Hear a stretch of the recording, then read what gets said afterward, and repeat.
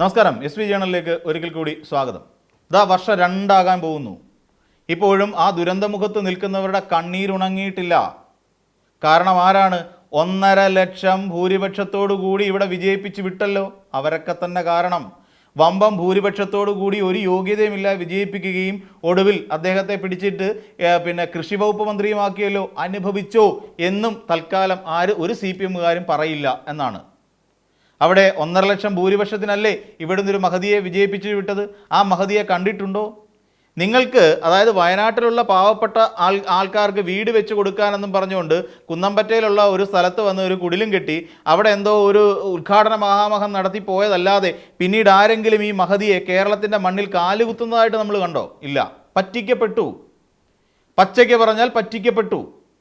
അവരുടെ ഫണ്ട് വെട്ടിച്ചു. വയനാടുകാരോട് നമ്മുടെ നാട്ടിലെ കോൺഗ്രസ്സുകാർ ചെയ്ത ചതിയാണിതല്ല. അവരുടെ ഫണ്ട് വെട്ടിച്ചു. അവർക്ക് വീട് വെച്ചു കൊടുക്കാമെന്ന് പറഞ്ഞുകൊണ്ട് വീട് വെച്ചു കൊടുക്കാതെ അവരെ പറ്റിച്ചു. ഇപ്പോൾ ആ ടൗൺഷിപ്പിൻ്റെ കാര്യത്തിലും തീരുമാനമാകാതെ കിടക്കുന്നു. അപ്പോൾ ഇപ്പോൾ നമ്മൾ ആലോചിച്ച് കഴിഞ്ഞാൽ മൈക്രോ പ്ലാൻ ഫണ്ട് എന്ന് പറയുന്നൊരു ഫണ്ട് കഴിഞ്ഞ സർക്കാർ, അതായത് LDF സർക്കാർ അനുവദിച്ചിരുന്നു. അതായത് അവർക്ക് തൊഴിൽ നഷ്ടപ്പെട്ടു പോയവർക്ക് അവരുടെ തൊഴിൽ റീഇൻസ്റ്റേറ്റ് ചെയ്തെടുക്കാൻ വേണ്ടിയിട്ട് ആ കുടുംബങ്ങൾക്ക് 2 ലക്ഷം രൂപ വീതം കഴിഞ്ഞ സർക്കാർ അനുവദിച്ചിരുന്നു. ആരെങ്കിലും അറിഞ്ഞിരുന്നോ ഈ കാര്യം? ആരെങ്കിലും അറിഞ്ഞിരുന്നോ? അറ്റ്ലീസ്റ്റ് വയനാടുകാരെങ്കിലും അറിഞ്ഞിരുന്നോ കഴിഞ്ഞ സർക്കാരാണ് ഞങ്ങൾക്ക് ഇത് 2 ലക്ഷം രൂപ തന്നതെന്ന്? പോട്ടെ, കഴിഞ്ഞ സർക്കാർ ആയിരുന്നു ഞങ്ങൾക്ക് വീട് വെച്ച് തന്നത്, ഞങ്ങൾക്ക് ടൗൺഷിപ്പ് ഉണ്ടാക്കി തന്നത് എന്ന് ആരെങ്കിലും വയനാടുകാർ എപ്പോഴെങ്കിലും ഒരു നിമിഷ നേരത്തേക്കെങ്കിലും ഓർത്തിരുന്നോ പോളിംഗ് ബൂത്തിൽ പോയപ്പോൾ? ഇല്ല. അപ്പോൾ ഈ 2 ലക്ഷം രൂപ വീതം ഓരോ കുടുംബത്തിനും ലിസ്റ്റ് ചെയ്യപ്പെട്ട തിരഞ്ഞെടുക്കപ്പെട്ട കുടുംബങ്ങൾക്കായി വിതരണം ചെയ്യാൻ വേണ്ടി ഇത് കുടുംബശ്രീ മിഷന്റെ കയ്യിലേക്ക് സംസ്ഥാന സർക്കാർ കൊടുത്തിരുന്നു. ഇതിനെക്കുറിച്ച് ടി സിദ്ദീഖ് എന്ന് പറയുന്ന അവരുടെ വയനാടുകാരുടെ കൽപ്പറ്റയിലെ സ്വന്തം മന്ത്രിക്ക് അറിയുമോ? പോട്ടെ, സുൽത്താൻ ബത്തേരി MLA ആയിരിക്കുന്ന IC ബാലകൃഷ്ണൻ എന്ന് പറയുന്ന നേതാവിന് അറിയുമോ? അറിയേണ്ടതാണല്ലോ. എന്നിട്ട് എന്തുകൊണ്ടാണ് ഈ പാവപ്പെട്ടവരുടെ കയ്യിലേക്ക് കുടുംബശ്രീ മിഷൻ വഴിയുള്ള ഈ തുക എത്താഞ്ഞത്? അവർക്ക് സമരം ചെയ്യേണ്ടി വരുന്നേ. അവകാശങ്ങൾക്ക് വേണ്ടി സമരം ചെയ്യാം. അത് നമുക്ക് നേടിയെടുക്കേണ്ട, ഭരണഘടനാനുസൃതമായി നമുക്ക് ലഭിക്കേണ്ട അവകാശങ്ങൾക്ക് വേണ്ടി ഏതറ്റം വരെ പോകാനും ഏതറ്റം വരെ നിന്ന് സമരം ചെയ്യാനും ആ സമരത്തെ വിജയിപ്പിക്കാനും കഴിവുള്ളവരാണ് നമ്മുടെ രാജ്യത്തുള്ളവർ എന്ന് ഇപ്പം കഴിഞ്ഞ ദിവസം 25-ാം തീയതി നമ്മുടെ കുട്ടികൾ തെളിയിച്ചു കഴിഞ്ഞു. അത് അവകാശ സമരമായിരുന്നു. അടുത്ത അവകാശത്തിന് വേണ്ടിയിട്ടുള്ള അടുത്ത സമരത്തിന് വേണ്ടിയിട്ട് നമ്മുടെ ചെറുപ്പക്കാർ കൂട്ടം കൂടി കഴിഞ്ഞിരിക്കുന്നു. അത് നമ്മൾ കണ്ടുപിടിക്കണം. അത് അവകാശ സമരമാണ്. ഇങ്ങനെ സമരം ചെയ്യുന്ന എന്തിനു വേണ്ടിയിട്ടാണ്? അവകാശങ്ങൾക്കല്ല, ആനുകൂല്യത്തിന് വേണ്ടിയിട്ട്. നിങ്ങളുടെ എല്ലാവരുടെയും നിങ്ങൾ പറഞ്ഞതാണ് അവർക്ക് ചെയ്തു കൊടുക്കാം. 2 ലക്ഷം രൂപ സർക്കാർ അനുവദിച്ചു. കഴിഞ്ഞ സംസ്ഥാന സർക്കാർ അനുവദിക്കുകയും അത് കുടുംബശ്രീ മിഷനിലേക്ക് കൈമാറുകയും ചെയ്തു. പക്ഷേ കുടുംബശ്രീ മിഷൻ ഇതുവരെ ആ തുക കൈമാറിയിട്ടില്ല. ആരാണ് തിരക്കേണ്ടത്? അവിടെ നിന്നും വീണ്ടും MLA ആയി തിരഞ്ഞെടുക്കപ്പെട്ട നമ്മുടെ സ്വന്തം കൃഷി വകുപ്പ് മന്ത്രി നമ്മുടെ ടി സിദ്ദീഖിന് ഇതുമായി ബന്ധപ്പെട്ട് ഒന്നും പറയാനില്ലേ?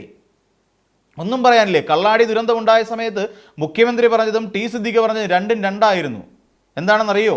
അതായത് മരണപ്പെട്ടവരുടെ കുടുംബങ്ങൾക്കുള്ള ധനസഹായം ആരാണ് പ്രഖ്യാപിച്ചത്? VD സതീശൻ പറഞ്ഞ എന്താ? സർക്കാർ കൊടുക്കുന്നു എന്നല്ലേ VD സതീശൻ പറഞ്ഞത്? ഉടനെ വിതരണം ചെയ്യും. സർക്കാർ ആയിരുന്നു ടി സിദ്ദീഖ് എന്ന് പറയുന്ന മന്ത്രി കൊടുക്കുന്നത്? അല്ലല്ലോ. ടി സിദ്ദീഖ് പിന്നീട് സത്യം പറഞ്ഞു, കമ്പനി കൊടുക്കും. അതായത് ആ നിർമ്മാണ പ്രവർത്തനങ്ങൾ, കള്ളാടിയിൽ തുരങ്കപാതയ്ക്കുള്ള നിർമ്മാണ പ്രവർത്തനങ്ങൾ ഏറ്റെടുത്ത കമ്പനി ആയിരിക്കും അവരുടെ നഷ്ടപരിഹാരം കൊടുക്കുക എന്നല്ലേ ടി സിദ്ദീഖ് പറഞ്ഞത്? അപ്പോൾ തന്നെ നമ്മൾ മനസ്സിലാക്കിക്കോളൂ, സർക്കാരും അതിലെ മന്ത്രിമാരും തമ്മിൽ, അല്ലെങ്കിൽ മുഖ്യമന്ത്രിയും മന്ത്രിമാരും തമ്മിൽ ഇതുവരെ ഒരു കാര്യത്തിലും യാതൊരു ഏകോപനവുമില്ല എന്നുള്ള കാര്യം വസ്തുതാപരമാണ്. അപ്പോൾ അവർ സമരമുഖത്താണ്. ഇപ്പോൾ ആ പാവപ്പെട്ടവർക്ക്, അതായത് അവർക്ക് 2 ലക്ഷം രൂപ കൊടുക്കാമെന്ന് പറഞ്ഞു. ആ ഫണ്ട് സംസ്ഥാന സർക്കാർ അനുവദിച്ചു. കുടുംബശ്രീ മിഷൻ ഇന്ന് വരെ കൊടുത്തിട്ടില്ല. അതിനുവേണ്ടി സമരം ചെയ്യേണ്ടി വരുന്നവരുടെ ഗതികേടിനെ കുറിച്ച് ഒന്ന് ആലോചിച്ച് നോക്കൂ. 2 വർഷമാകുന്നു ദുരന്തമുഖത്ത് നിന്ന് അവർ അല്പമെങ്കിലും അവർക്ക് കയ്യിൽ കിട്ടിയതും പിടിച്ചുകൊണ്ട് അവർ ഈ ജീവനോപാധി തേടി ഇറങ്ങിയിട്ട് 2 വർഷമാകുന്നു. എന്തായി അവരുടെ അവസ്ഥ? ഇപ്പം സർക്കാർ കയറിയില്ലേ? ആ സർക്കാർ കയറിയിട്ട് 2 മാസം കഴിയുന്നു. ഈ 2 മാസത്തിനകത്ത് എപ്പോഴെങ്കിലും അവർക്ക് വേണ്ടിയിട്ട് എന്തെങ്കിലും ഒരു കാര്യം ചെയ്തു കൊടുക്കാൻ ഇവിടുത്തെ പുതിയ സർക്കാരിന് കഴിഞ്ഞിട്ടുണ്ടോ? VD സതീശൻ സർക്കാരിന് ഇല്ല.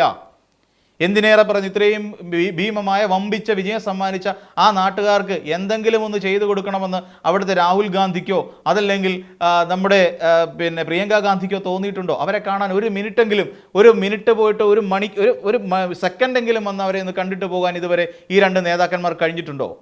പിന്നെ എന്തിനാണ് പിന്നെ എന്തിനാണ് പ്രിയപ്പെട്ട വയനാട്ടുകാരെ നിങ്ങൾ ഇത്രയും വോട്ട് ചെയ്തുകൊണ്ട് ഈ പറയുന്ന UDF പിന്നെ പ്രിയങ്ക ഗാന്ധിയെയും രാഹുൽ ഗാന്ധിയെയും വിജയിപ്പിച്ചിട്ട് വിട്ടത്? നിങ്ങൾക്ക് കിട്ടേണ്ട ആനുകൂല്യങ്ങൾ നിങ്ങളുടെ കൈകളിലേക്ക് എത്തിക്കേണ്ടത് നിങ്ങളുടെ MLA-മാരുടെയും ഇനി അതിനെ പ്രതിനിധാനം ചെയ്തുകൊണ്ട് വയനാട്ടിൽ നിൽക്കുന്ന മന്ത്രിയുടെയും ഉത്തരവാദിത്തമല്ലേ? നിങ്ങൾക്ക് IC ബാലകൃഷ്ണൻ ഒരു MLA ഉണ്ടല്ലോ, നിങ്ങൾക്ക് ഇവിടെ വന്ന് നോക്കുമ്പോൾ T സിദ്ദിഖ് എന്ന് പറയുന്നൊരു മന്ത്രി ഉണ്ടല്ലോ, എന്തെങ്കിലും ഒരു ചെറുവിരലനക്കം ഇതുവരെ അവിടെ നടത്തിയിട്ടുണ്ടോ? പോട്ടെ, ആ വീട് നിർമ്മാണവുമായി ബന്ധപ്പെട്ടുകൊണ്ട് സംസ്ഥാന സർക്കാരല്ല, അതിന് പകരം KPCC വെച്ച് തരാമെന്ന് പറഞ്ഞ ആ വീടുമായി ബന്ധപ്പെട്ടുകൊണ്ട് എന്തെങ്കിലും ഒരു കല്ലിൻ്റെ മുകളിൽ കല്ലെടുത്ത് വെക്കുന്നത് നിങ്ങൾ കണ്ടിട്ടുണ്ടോ? ഇല്ല. എന്നിട്ട് നിങ്ങളെന്തേ മൗനമായിരിക്കുന്നു? അത് നിങ്ങളുടെ അവകാശമായിരുന്നില്ലേ? നിങ്ങളെ പൊതുമധ്യത്തിലിട്ട് പൊട്ടന്മാരാക്കിയതിൻ്റെ വാർഷികമല്ലേ നടക്കാൻ പോകുന്നത്? നിങ്ങൾ ചോദിച്ചോ? ഇല്ല. നിങ്ങളുടെ വീട്ടിലേക്ക് വോട്ട് തേടിയെത്തിയ ഏതെങ്കിലും ഒരു കോൺഗ്രസ്സുകാരനോട് ചോദിച്ചോ, എവിടെ എൻ്റെ കോൺഗ്രസ്സുകാരാ നിങ്ങൾ പറഞ്ഞ വീട് എന്ന് ആരെങ്കിലും ചോദിച്ചോ? ഇല്ല. നിങ്ങളുടെ അനാസ്ഥയാണ്, വയനാട്ടിലെ ഓരോ ജനതയുടെയും അനാസ്ഥ കാരണമാണ് നിങ്ങൾക്ക് നേരിടേണ്ടി വരുന്ന ഈ ബുദ്ധിമുട്ടുകൾ. അന്ന് തന്നെ പറയേണ്ടി വരും. നിങ്ങൾ ഈ പറയുന്ന പോലെ നിങ്ങൾക്ക് ഫണ്ട് കിട്ടാതെ പോയതിൻ്റെയും പ്രധാനപ്പെട്ട കാരണം നിങ്ങൾ കാണിച്ച അനാസ്ഥയുടെ ഭാഗമാണ്. കാരണം എന്താ? അർഹിക്കാത്തവർക്ക് നിങ്ങൾ അധികാരം കയ്യിൽ കൊടുത്തു, നിങ്ങളെ സംരക്ഷിക്കാത്തവരുടെ കൈകളിലേക്ക് നിങ്ങൾ അധികാരം എത്തിച്ചു കൊടുത്തു. അതാണ് വയനാടുകാർ ചെയ്ത തെറ്റ്. നിങ്ങളത് തിരിച്ചറിയണമായിരുന്നു, പക്ഷേ അത് തിരിച്ചറിയാൻ വൈകിപ്പോയി എന്നുള്ളതാണ്. ഇനിയും ഒരു പക്ഷേ നിങ്ങൾക്ക് ആനുകൂല്യത്തിനായി വളരെയധികം സമരം ചെയ്യേണ്ടി വരും, ഏറെ നേരം സമരം ചെയ്യേണ്ടി വരും, ഏറെ കാലം സമരം ചെയ്യേണ്ടി വരും. ഈ പറയുന്ന കുന്നംപറ്റയിൽ നിങ്ങളെ പറ്റിക്കാൻ വേണ്ടി മേപ്പാടി ഗ്രാമപഞ്ചായത്തിനെ അടക്കം പറ്റിച്ച ആ സ്ഥലം ഇനിയും തരിശുഭൂമിയായിട്ട് കിടക്കും. അതല്ലെങ്കിൽ കുറച്ച് കഴിയുമ്പോൾ അവിടെ കാട് കയറും, അതിലേക്ക് കാട്ടാന ഇറങ്ങും, ഒരുപക്ഷെ വന്യജീവികൾ ഇറങ്ങും. അതൊക്കെ സംഭവിച്ചെന്നിരിക്കാം. അപ്പോഴും വയനാടുകാരെ നിങ്ങളെ പറ്റിക്കാൻ ഇവിടെ കോൺഗ്രസ്സുകാരുണ്ട് എന്നുള്ള കാര്യം നിങ്ങൾ മറക്കരുത്. വീണ്ടും അടുത്ത 2029 അടുത്ത തെരഞ്ഞെടുപ്പുണ്ടാവും. ആ തെരഞ്ഞെടുപ്പിൽ പ്രിയങ്ക ഗാന്ധി വീണ്ടും കലണ്ടർ മച്ചടിച്ചുകൊണ്ട് നിങ്ങളുടെ മുന്നിലേക്ക് വരും.